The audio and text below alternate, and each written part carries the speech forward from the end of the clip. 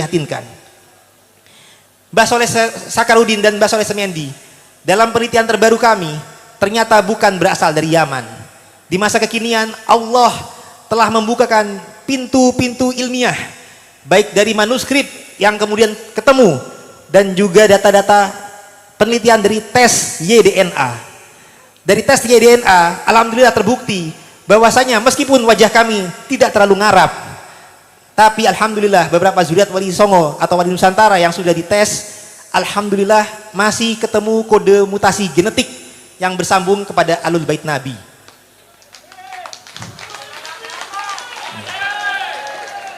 Dan alhamdulillah juga ada dengan penelitian tes DNA ini ada peta migrasi leluhur.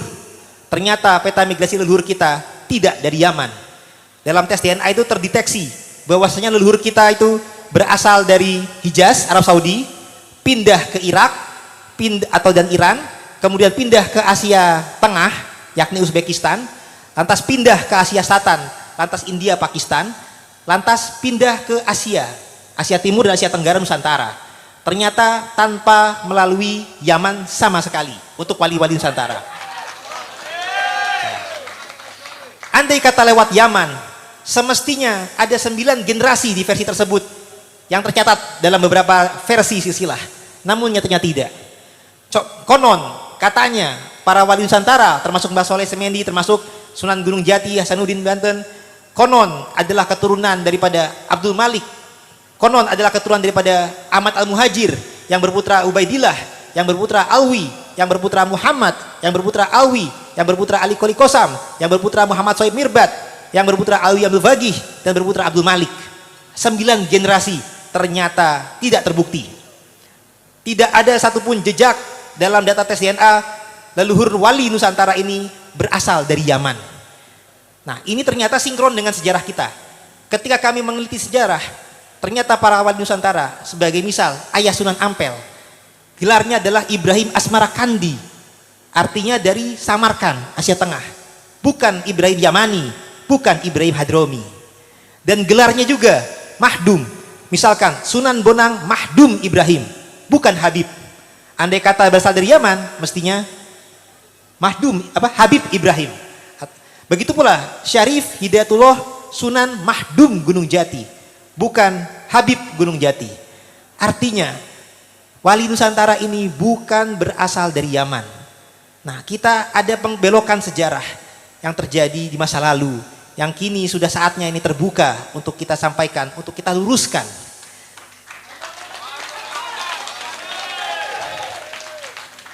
Ternyata wali Nusantara ini yang datang itu ada dari dua jalur. Ada yang dari jalur Maroko atau Maghrib. Makanya ada para tokoh yang bergelar Maulana Maghribi. Bukan Maulana Yamani, bukan Maulana Hadrami. Dan yang tadi dari Samarkand adalah para keturunan Imam Hussein. Sedangkan yang dari Maghrib adalah para keturunan Imam Hasan. Nah, para keturunan Imam Hasan dan para Imam Hussein yang saling berkerabat dan saling menikah dan berketurunan daripada kedua jalur disebutnya Al-Hasanain. Dari jalur Maroko, ini adalah jalur keluarga Al-Jalani Al-Hasani. Dan dari jalur keluarga Uzbekistan atau Asia Tengah, itu adalah dari jalur Al-Bukhari, An-Naqawi, Al-Kazimi, Al-Husaini. Bukan Ba'alawi. Jadi apabila masih ada yang menyatakan bahwasanya wali Nusantara keturunan Asmat kan Ba'alawi, mohon maaf. Itu adalah distorsi dan pengkaburan sejarah dan silsilah yang sudah mulai saatnya kita revisi. Adapun untuk Mbah Sakarudin, ternyata dalam silsilah yang kita temukan juga. Jadi penelitian kami juga mengkorroborasi dan mengkolaborasi data. Tidak hanya dengan data sepihak, tapi data-data berbagai daerah kami teliti dan perbandingkan. Ternyata di Pasuruan ini juga ada data berjudul manuskrip Podokaton. Dalam data manuskrip Podokaton ini, Mbah Sakarudin tercatat dengan gelar Kiai Kebon Candi. Dan ayah beliau tercatat dengan gelar Segoro Puro Sepuh. Ini adalah alias daripada Mbah Soleh Semendi. Sedangkan Kiai Sakarudin dicatat dengan gelar Kiai Kebon Candi. Dan ternyata Segoro Puro Sepuh ini bersaudara dengan Kiai Kanigoro yang merupakan alias daripada Soleh Semendi. Jadi ternyata data manuskrip Podokaton ini sendiri alhamdulillah sudah mulai terungkap.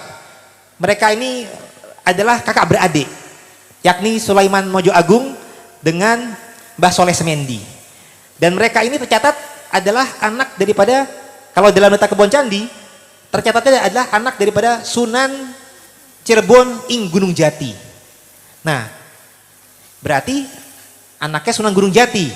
Tapi mohon maaf, ternyata setelah kita perbandingkan berdasarkan berbagai data, yang bergelar Sunan Gunung Jati ternyata lebih dari 1, bahkan ada 4. Demikian seperti Hamengkubuwono ada 1 sampai dengan 9. Sunan Giri juga ada lebih dari 1. Begitu pula Sunan Gunung Jati. Berdasarkan data Babat Kanoman, Babat Sumedang, Sunan Gunung Jati yang pertama adalah Syekh Datuk Kafi, yang nasabnya memang ke Al-Hasani.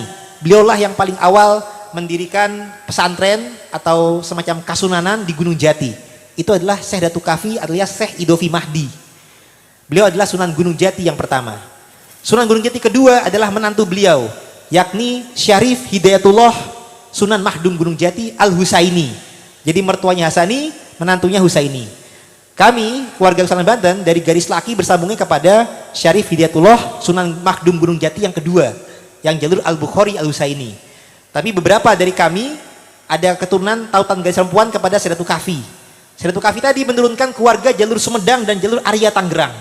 Nah, dari jalur Arya Tangerang menurunkan pula saya, Kiai Imat, Kiai Maruf Amin, itu masih keluarga, ada tautan juga kepada Sunan Gunung Jati pertama. Untuk Sunan Gunung Jati yang kedua, itu menurunkan keluarga Kesultanan Cirebon dan Banten. Dan juga termasuk menurunkan nantinya dari garis ibu ke Mbah Syakarudin. Dari Sunan Gunung Jati yang ketiga, ini adalah menantu daripada Syarif Hidayatullah. Dalam data Serat Wali Sana, dicatat dengan gelar Said Zain. Kalau dalam data Tarikul Aulia Rembang, dicatat dengan gelar Abdul Qadir. Kalau dalam data Suma Oriental, dicatat dengan gelar Pate Qadir. Kalau dalam data Naskah Mertasinga Cirebon, Abdurrahman Al-Qadiri. Data lain Negara Kertabumi dan Carita Purwaka Caruban Nagari dicatat dengan gelar Pangeran Atas Angin dan juga alias Pangeran Raja Laut. Jadi aliasnya banyak sekali. Tapi tidak ada satupun yang mencatatnya sebagai Abdurrahman Basyeban. Itu mohon maaf, tidak ada.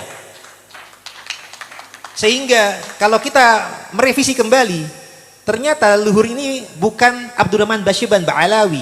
Nyuwun sewu bagi yang masih megang versinya. Tapi kita menyesuaikan dengan data muasalnya Cirebon, ternyata menantu Syarif Hidayatullah yang ada adalah Abdurrahman Al-Qadiri. Dan dalam data manuskrip Keprabon yang berjudul Asal Usul Kesultanan Cirebon, dicatat dengan gelar Pangeran Raja Laut, yang di sana menyatakan dengan jelas bahwasanya beliau adalah keturunan daripada Syekh Abdul Qadir Al-Jailani Al-Hasani. Jadi ternyata ada pembelokan sejarah. Kita waktu itu awalnya taunya keturunan Abdurrahman Basyeban. Ternyata dalam peta Cirebon, saya nggak ketemu itu nama Abdurrahman Basyeban. Adanya Abdurrahman Al-Qadiri. Nah, ini mungkin sudah waktunya kita meluruskan sejarah. Bahwasanya ternyata ini keturunannya kepada Syekh Abdul Qadir Al-Jailani Sultanil Aulia. Jadi nasab garis laki daripada Said Syarif Syakarudin adalah bin Soleh Semendi, alias juga tadi Soleh Semendi ini kalau dalam data Banten aliasnya Pangeran Winangun, bin Abdurrahman Al-Qadiri, bin Ishak Tamsi, bin Maulana Ishak, bin Syekh Junaid, bin Abdul Qadir, bin Su'eb, bin Abdul Jabar, bin Abdul Rozak, bin Abdul Aziz, bin Ahmad, bin Soleh, bin Sultanil Aulia Syekh Abdul Qadir Al-Jailani Al-Hasani, bin Abu Soleh Musa Jan Kidausat, bin Abdullah, bin Yahya, bin Muhammad, bin Daud, bin Musa Al-Sani, bin Abdullah Al-Sani, bin Musa Al-Jun, bin Abdullah Al-Kamil, bin Hasan Al-Mutsana, bin Hasan Al-Mujtaba, bin Imam Ali bin Abi Thalib yang menikah dengan Sayyidah Fatimah Zahra binti Rasulullah Muhammad sallallahu alaihi wasallam. Jadi ternyata malah keturunan Sultanil Aulia Syekh Abdul Qadir. Ini malah gurunya atau kakek guru daripada Muhammad Faqih Muqaddam. Muhammad Faqih Muqaddam yang kita ketahui adalah leluhur para habaib atau sebagian habaib yang dari jalur As-Sagaf, atas Ali dan lain-lain. Ternyata memiliki sanad ilmu kepada Abu Madian. Sedangkan Syekh Abu Madian adalah murid daripada Syekh Abdul Qadir Al-Jailani. Jadi semestinya kalangan-kalangan tersebut atau oknum tersebut semestinya cium tangan kepada keturunan Mbah Sakarudin atau Mbah Soleh Semendi. Karena kalah tua, kalah ilmu. Jadi ternyata leluhurnya itu adalah guru daripada leluhur mereka justru. Jadi apabila, jangan sampai kebalik, jangan sampai kata pepatah, don't judge a book by its cover. Jadi mentang-mentang yang itu terlihat Arab, terlihat ngarab, sehingga lebih diyakini mereka. Nyuwun sewu, ini namanya darah itu, meskipun wajah kita, karena leluhur-leluhur kita itu dalam berdakwah itu Islamnya Islam rahmatan lil alamin, sehingga mereka tidak rasis. Mereka ketika sampai ke Nusantara menikah dengan wanita setempat, mereka berbaur, mereka mau merangkul, mereka mau berasimilasi para leluhur di Nusantara, sehingga wajah-wajah kita pun juga ya mirip-mirip. STWC kita bagian daripada bangsa Indonesia. Yang di Jawa kita bagian dari orang Wong Jowo, yang di Sunda ya juga orang Sunda, yang di Surabaya arek Surabaya. Berbaur para zuriat Wali Songo, para zuriat Nabi, karena berdakwahnya itu dengan rahmatan alamin. Ingin Islam ini diterima oleh khalayak umum, tidak ada pengkastaan, tidak egaliter. Kasta adanya di agama Hindu, kalau dalam agama Islam meskipun zuriat Nabi pun kita mau berbaur, kita mau berbagi, kita mau menebar rahmat, karena Rasulullah adalah rahmatan lil alamin. Bukan buat kesombongan, buat bangga-banggaan, bukan untuk minta dihormati, bukan dengan kalimat siapa yang cucu Nabi? Aneh apa ente? Bukan demikian. Kalau sombong jangan-jangan bukan turunan Nabi, tapi turunan Yahudi atau turunan iblis. Karena di dalam Al-Quran yang mencontohkan kesombongan dengan muasalnya adalah iblis, yang mensombongkan muasal dari api. Sedangkan kalau zuriat Nabi yang asli, insya Allah meskipun menjaga nasabnya, tapi bukan buat disombongkan, tapi untuk berbagi keberkahan, berbagi ilmu, berbagi kasih sayang, merangkul, bukan memukul. Kalau ada yang sifatnya mencaci maki, perlu diragukan. Nah, itu adalah yang tadi saya jelaskan juga silsilah dari garis bapak daripada Syarif Sakaruddin Al-Hasanain. Kenapa kita sebut Al-Hasanain? Karena dari garis bapaknya ke Ajalin Hasani, ternyata ibunya pun bersambung ke Sayyidina Husain, tapi bukan melalui jalur Ba'alawi. Dalam data kami ternyata Soleh Semendi itu bukan anak Maulana Hasanuddin Banten, tapi ternyata adalah menantu. Dalam data Banten catat dengan gelar Pangeran Winangun, sehingga karena menantu berarti istrinya adalah putri Maulana Hasanuddin Banten dan tercatat dengan gelar Ratu Keben. Nah, inilah adalah ibunya daripada Mbah Syakaruddin. Jadi ibunya daripada Mbah Syakaruddin adalah Ratu Keben binti Maulana Hasanuddin Banten bin Syarif Hidayatullah Sunan Gunung Jati. Nah, ini Sunan Gunung Jati yang kedua. Kalau tadi yang ayahnya Soleh Semendi, Sunan Gunung Jati yang ketiga. Nah, tadi lupa saya sebut, Sunan Gunung Jati yang keempat ada lagi, namanya Fatahillah atau Fadilahkan Al-Husaini. Jadi yang pertama tadi Nyon Sewu, Syaratul Kafi Al-Hasani, Sunan Gunung Jati kedua, Syarif Hidayatullah Al-Husaini, yang ketiga Abdurrahman Al-Qadiri, bukan Basyeban, adalah Al-Jalin Hasani, yang keempat Fatahillah atau Fadilahkan Al-Husaini. Nah, dengan mengetahui ada 4 Sunan Gunung Jati, kita mencegah ada distorsi dan ketertukaran nasab. Jadi kalau Sunan Gunung Jati pertama menurunkannya jalur Sumedang dan Tangerang, Sunan Gunung Jati kedua menurunkan Kesultanan Cirebon dan Banten, Sunan Gunung Jati ketiga menurunkan keluarga Soleh Semendi, keluarga termasuk Sulaiman Mojo Agung, termasuk ternyata Abdurrahman Al-Qadiri ini punya istri ada 4. Setelah kami teliti berbagai data, istri pertama Rubiah Bekti itu dari putri desa Jambu Karang, menurunkan para pemimpin ulama di Cahyana Banyumas Jawa Tengah dan para dipati Bandung Jawa Barat. Pendakwah yang terkenal saat ini semisal Saif Alwi Krawang, itu bagian daripada keturunan Sunan Gunung Jati ketiga juga dari istri pertama. Dari istri kedua Ratu Winaun binti Syarif Hidayatullah memiliki putra Abdul Malik alias Tubagus Angke Pangeran Jakarta, dan juga memiliki putri Syarifah Khadijah Permaisuri Sultan Banten kedua. Lantas dari istri ketiga ini adalah putri daripada Syekh Jakandar Bangkalan, dan ini memiliki putri Sufiyah istri Sunan Derajat dalam data Tarikul Aulia, dan juga memiliki putra Sunan Jepara alias Abdul Jalil yang meneruskan Sesi Tijenar yang kedua.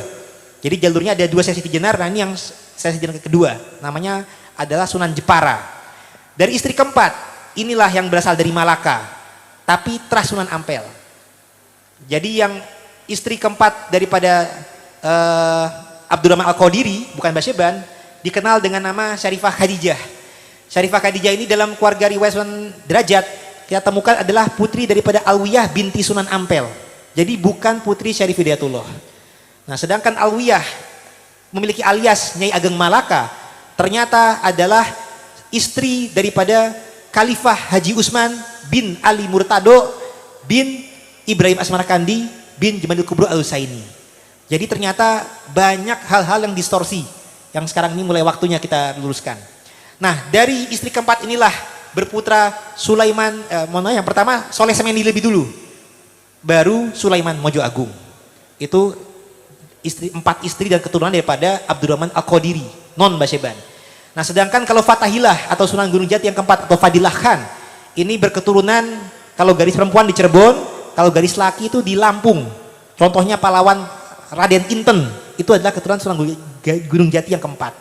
Dan juga di Palembang ada para Kemas dan Ki Agung dan Ki Agus, beberapa jalur itu dari Sunan Gunung Jati keempat. Jadi ternyata ada lebih daripada satu Sunan Gunung Jati, sehingga dulu itu sempat ada perselisihan. Gunung Jati ada yang Hasani, ada yang Husaini. Setelah kami periksa, memang ada yang Hasani, memang ada yang Husaini. Nah, untuk Mbak Soleh Semeni garis lakinya Hasani, tapi garis ibunya Al-Husaini, yakni Ratu Keben binti Maulana Hasanuddin Banten bin Syarif Hidayatullah Sunan Gunung Jati bin Syarif Abdullah Umyatuddin bin Ali Nurul Alam bin Jamuddin Akbar Al-Husaini. Nah, sampai sini versinya masih sama dengan versi sebelumnya. Di atasnya baru bin Mahmud Nasiruddin. Nah, ini kalau Jamuddin Akbar Al-Husaini ini kalau dalam bahasa Jawa aliasnya Jumadil Kubro. Kalau Mahmud Nasiruddin aliasnya adalah Mahmud Dinil Kubro. Baru beliau bin Jalaluddin Hussein bin Ahmad Kabir bin Hussein Jalaluddin bin Ali bin Ja'far bin Muhammad bin Mahmud bin Ahmad bin Abdullah bin Ali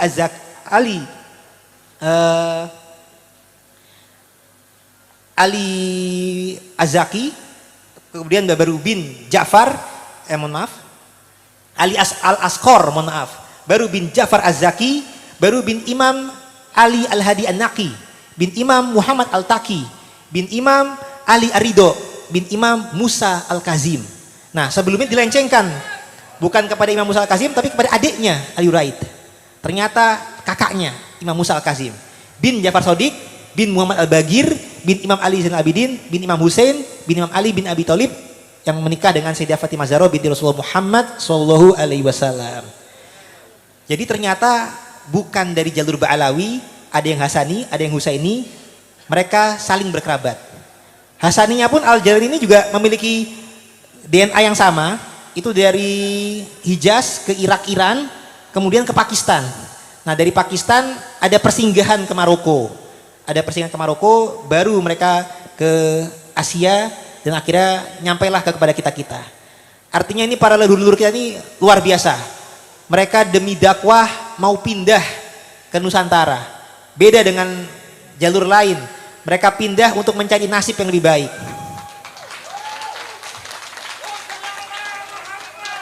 Mereka pindah dengan dukungan penjajah. Kalau leluhur kita, mohon maaf, pindah memang untuk menyebarkan rahmatan lil alamin. Pindah untuk menyebarkan ajaran tauhid. Pindah untuk supaya tidak ada lagi kasta-kasta di Nusantara. Kita semua sama di mata Allah. Yang mulia di sisi Allah adalah ketakwaannya. Nasab ini adalah sekedar penjaga.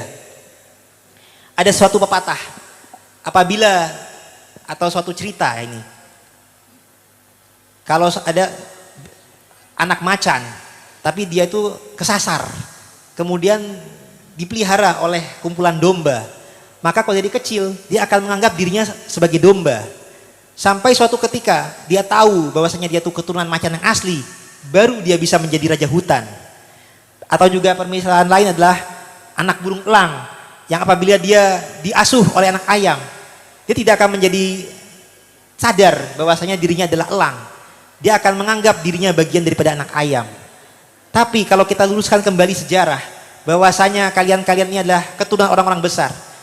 Kalau diupamakan tadi, keturunan daripada elang, keturunan daripada harimau, kalian memiliki potensi menjadi raja. Kalau yang ternyata macan, raja hutan. Kalau elang, raja angkasa. Begitu juga bangsa-bangsa kita ini. Ada yang keturunan wali Nusantara. Dan ternyata tidak hanya itu saja. Kita tidak hanya keturunan daripada Arab juga, tapi juga keturunan daripada Raja Brawijaya Majapahit dan juga Prabu Siliwangi Sunda. Dari mana itu? Nah, ternyata tadi ketika kita sebutkan Sista Syakarudin sampai ke dengan Syarif Hidayatullah Sunan Gunung Jati, ibunya beliau adalah Dewi Rara Santang binti Prabu Siliwangi. Berarti orang-orang di sini selain keturunan Arab juga keturunan Sunda. Gitu. Nah, Maulana Hasanuddin Banten itu juga memiliki istri Ratu Kirana binti Raden Patah Demak, yang mana Raden Patah Demak adalah anak daripada Prabu Brawijaya. Berarti ya keturunan di sini juga keturunan Raja Majapahit. Dan juga ternyata ibu Raden Patah Demak adalah Wong Cino, Siu Bansi, ibunya Siu Teo. Jadi ternyata ada genetik Cinanya ada, Majapahitnya ada, Sundanya ada, Arabnya ada. Nah, kalau orang Cina bisa sukses, kita juga mesti bisa sukses juga. Nah, kalau orang keturunan Rasulullah bisa sukses untuk keberkahannya, kita juga harus jadi penebar berkah. Kalau orang Jawa bisa jadi pemimpin di bangsa ini, ya kita harus bisa jadi pemimpin. Kalau orang Sunda bisa terkenal dengan kelemah lembutannya, kita juga harus bersikap lemah lembut juga. Kita memiliki kode-kode genetik yang memiliki muatan-muatan positif, sehingga seharusnya menurunkan hal-hal yang positif. Dalam pergaulan kita jangan sampai ke bawah. Tadi Rasulullah juga mengingatkan, jangan sampai ke bawah bau sampah, tapi kita harus bisa menebarkan kewangian. Nah, orang Sunda dengan filosofinya adalah silih wangi. Prabu Siliwangi itu adalah berbagi keharuman. Jadi kita harus bisa menebarkan kebaikan, kebajikan, keharuman. Silih asih, silih asah, silih asuh, silih wawangi. Saling memberikan kebaikan kepada masyarakat setempat. Bukan untuk mencari keuntungan dari masyarakat dengan dawir, dengan mengkapitalisasi umat, minta dihormati, bahkan minta kakinya dicium. Nah, itu mohon maaf. Bukan seperti itu. Bukan dengan caci maki juga. Itu tidak seperti itu. Nah, jadi ini adalah peran kita bersama supaya kedepannya sejarah kita jangan dibelokkan lagi. Silsilah kita jangan dibelokkan lagi. Ini tanggung jawab kita bersama. Kalau pihak-pihak sebelah, andai kata ada yang biasa mencaci maki, ya mungkin genetiknya bukan kesuriat Nabi, mungkin. Mungkin genetiknya ya genetik para pencaci maki. Mungkin genetiknya keturunan para yang sombong. Mungkin keturunan para yang rasis. Nah, ya, ampun. Nah, kalau kita berhati-hati, jangan seperti itu. Kita harus bisa menebarkan kebaikan di mana-mana. Nah, mungkin sekian dari kami. Intinya alhamdulillah sudah kami sampaikan bahwasanya di sini kita semua memiliki keberkahan. Dan juga Rasulullah memiliki hadis yang bahwasanya di situ konon oleh para sahabat disebut sebagai hadis yang paling menghibur. Karena ada seorang badui yang pernah bertanya kepada Rasulullah, "Wahai Rasul, kapan kiamat itu tiba?" Rasulullah tidak langsung menjawab kapannya, tapi menjawab, "Apa yang telah kamu persiapkan untuk menghadapinya?" Dan beliau menjawab, yang aku persiapkan adalah kecintaan kepada Allah dan Rasulnya. Kemudian Rasul menjawab, engkau akan bersama yang engkau cintai. Maka dari itu saudara-saudara, tumbuhkanlah cinta yang baik. Kalau kita cinta kepada Rasulullah, kelak kita akan bersama di surganya. Kalau kita cinta kepada para ulama yang soleh, insya Allah kita akan dikumpulkan kembali di surga. Kalau kita bercinta kepada yang orang-orang yang soleh, orang-orang yang baik, orang yang hak, insya Allah kita semua akan dikumpulkan dalam kebahagiaan dunia dan akhirat. Ya. Tapi hati-hati, kalau kita salah memilih cinta, cinta kepada pencaci maki, cinta kepada yang suka menghina, cinta kepada yang sombong, rasis, jangan-jangan kalau mereka masuk neraka, kita bisa kebawa ke neraka. Na'udzubillah min zalik. Maka dari itu, cintailah yang hak dan jangan cintai yang batil. Tolong menolonglah kalian dalam kebaikan, jangan dalam hal yang doif dan yang salah kaprah. Maka dari itu semoga kita semua tak kenal maka tak sayang, kenalilah siapa yang akan kau cintai. Ambillah hikmah, karena Rasul juga bersabda, ambillah hikmah. Hikmah adalah harta karun yang berceceran bagi kaum mukmin. Ambillah dimanapun engkau menemukannya. Ambillah hikmah, cintailah para ulama, cintailah para kiai-kiai. Karena mereka lah adalah para pewaris Nabi. Nabi diwariskan lewat ilmunya, bukan lewat nasabnya semata. Kalau hanya nasabnya tanpa ilmu, maka akan sama saja seperti keturunan Nabi Nuh, maupun akan sama saja seperti Abu Lahab. Nauzubillah min zalik, kita hindari itu. Mungkin sekian dari kami, kurang lebihnya saya mohon dimaafkan. Wallahu muwaffiq ila aqwamit thoriq. Assalamualaikum warahmatullahi wabarakatuh.